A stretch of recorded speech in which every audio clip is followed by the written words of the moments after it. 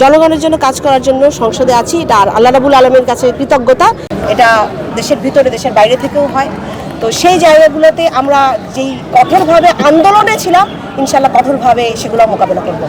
আমরা আমাদের মানুষের যে প্রত্যাশা, তাদের যেই দাবিগুলো, সেটা নিয়ে সংসদে সরব থাকবো। ধন্যবাদ। এই মুহূর্তে সরকারের বিরুদ্ধে কোনো ষড়যন্ত্র দেখতে পাচ্ছেন কিনা?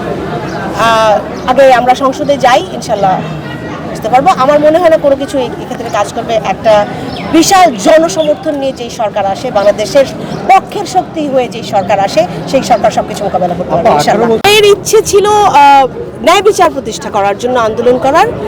তো যেহেতু রাজনীতিতে এসছি, জনগণের জন্য কাজ করার জন্য সংসদে আছি। এটা আল্লাহ রাব্বুল আলামিনের কাছে কৃতজ্ঞতা।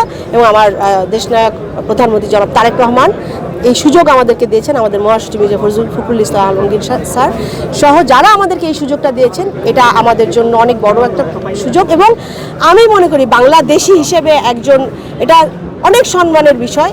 দেশের জন্য কাজ করার একটা জায়গা, সবার জন্য কথা বলার একটা জায়গায়, তো সেই জায়গা থেকে অনেক সম্মান। কোনো সন্ধান কিন্তু আমার মাকে দিতে পারিনি, কিন্তু আমার মাকে আমি হয়তো কালকে হাত ধরে একটা বাংলাদেশের সামনে আনতে পেরেছি, যেই বাংলাদেশের আশা, একটা ন্যায় বিচারের বাংলাদেশের আশা তারা প্রত্যাশা করেন। আমার মা সাথে আমার হাজারো পরিবারের মায়েরা অপেক্ষা করে আছেন এখনও।